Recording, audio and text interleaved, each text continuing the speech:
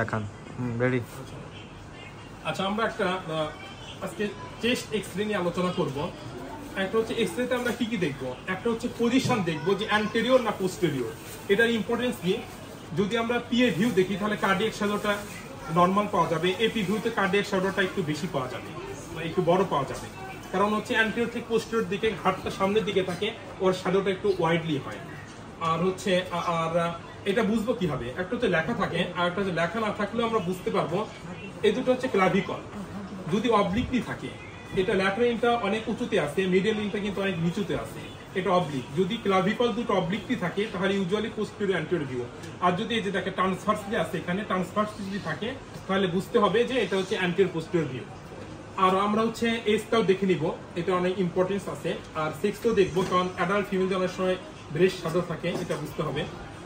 আর আমরা তারপরে কি কি দেখব, যদি আমরা দ্রুত দেখতে চাই তাহলে এভাবে বলা যায় এয়ারওয়ে, যে ট্রাকিয়াটা সেন্ট্রালি প্লেসড আছে কিনা, একটু রাইট দিকে ডেভিয়েট থাকতে পারে, এটা নর্মাল। তারপর হচ্ছে বিতে হচ্ছে বনিথোরাক্স গুলো ক্লাভিকল এবং যেগুলো বোনস দেখা যায়, অর্থাৎ upper end of the upper end of the humeral head এবং স্ক্যাপুলা, ক্লাভিকল, রিবস গুলো কাউন্ট করব এবং দেখব। এবং সিতে হচ্ছে কার্ডিয়াক শিল হাউটিটা দেখবো, কার্ডিয়াক আউটলেটটা দেখবো। এটা একটা নর্মাল কার্ডিয়াক আউটলেট দেখা যাচ্ছে, কিন্তু এটা অ্যাবনর্মাল। এখানে কি কি অ্যাবনর্মালিটি আছে, আমরা হচ্ছে নর্মাল বুঝবো কিভাবে, অ্যাবনর্মাল বুঝতে হবে হার্টের শ্যাডো। আমরা হচ্ছে বনি থোরাক্সটাকে, এই থোরাসিক শ্যাডোটাকে হচ্ছে আমরা মাপবো, এবং এই সবথেকে হাইয়েস্ট যে মানে হচ্ছে ইয়েটা আছে, কার্ডিয়াক শ্যাডো আছে, সেটা আমরা মাপবো। যদি সেটা 50%-এর চেয়ে বেশি হয় তাহলে বুঝতে হবে যে কার্ডিওমেগালি হার্টটা বড়। আর অ্যান্টেরিয়র পোস্টেরিয়র ভিউতে কিন্তু এটা চলে না, কারণ হার্টের শ্যাডো এমনি বড় হয়ে যায়। বাচ্চাদের ক্ষেত্রে বিলো 1 ইয়ার 60% পর্যন্ত নর্মাল। এবং তার পাশাপাশি আমরা কার্ডিয়াক শ্যাডোটা দেখবো, এবং তার পাশাপাশি আমরা ডায়াফ্রামটা দেখবো। এই যে দুইটা ডায়াফ্রাম, রাইট ডায়াফ্রামটা একটু উপরে থাকে, হায়ার লেভেলে, কারণ এখানে লিভার থাকে, লিভারের কারণে। এবং আমরা কার্ডিওফ্রেনিক এবং পোস্টোফ্রেনিক, এটা হচ্ছে কার্ডিওফ্রেনিক, এটা হচ্ছে লেফট, এটা হচ্ছে হার্টের, এটা কিন্তু অবস্কিউর আছে, এটা কিন্তু পূর্বে এটা অ্যাকিউট অ্যাঙ্গেল থাকে।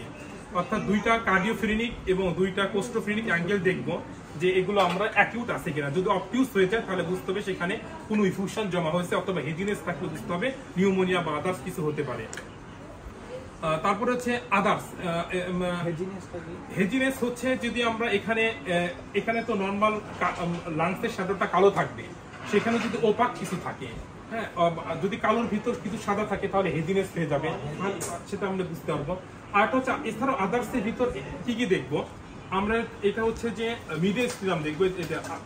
মিডিয়াস্ট্রিয়ামটা আমরা দেখবো ওয়াইডেনিং হয়ে গেছে কিনা, এটা হচ্ছে নর্মাল। এটা হচ্ছে কি ওয়াইডেনিং, এটা ওয়াইডেনিং কেন কারণ হয়, এমনি বাচ্চাদের নর্মালে থাইমিক শ্যাডোর কারণে ওয়াইডেনিং হতে পারে, এছাড়া লিম্ফোমার কারণে ওয়াইডেনিং হতে পারে। আর এক্ষেত্রে আমি যদি এই বাচ্চাটার অ্যাবনর্মাল, এটা একটা নর্মাল ধরা যায় আর এটা একটা অ্যাবনর্মাল, যদি এটা নর্মাল ক্ষেত্রে। আচ্ছা, আর একটা চেস্ট এক্সরেতে আমরা আর একটা জিনিস দেখি, সেটা হচ্ছে যে আমরা ইয়েটা দেখি, রাইট লোব অফ দ্য ডায়াফ্রামের নিচে কোনো ফ্রি গ্যাস শ্যাডো আছে কিনা। লেফটে থাকে এটা কমন, এটা ফান্ডিক গ্যাস। যদি রাইট লোব অফ দ্য ডায়াফ্রামের নিচে কোনো ফ্রি গ্যাস শ্যাডো থাকে তাহলে বুঝতে হবে পারফোরেশন থাকতে পারে, অফ দ্য হলো ভিসকাস, ইন্টেস্টাইনাল পারফোরেশন থাকতে পারে।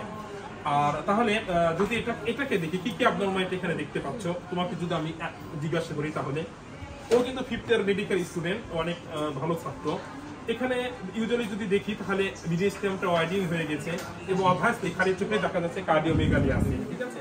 যদি এক্সরে একটা রিড করতে বলা তাহলে আমরা কিভাবে রিড করবো, wrist x-ray of mister Sujan. This is the chest X-ray of Mr. Sujon. এটা জোরে বলো। This is the chest X-ray of Mr. Sujon, is 8 years old, male patient. Showing AP view, post-anterior view, posterior view.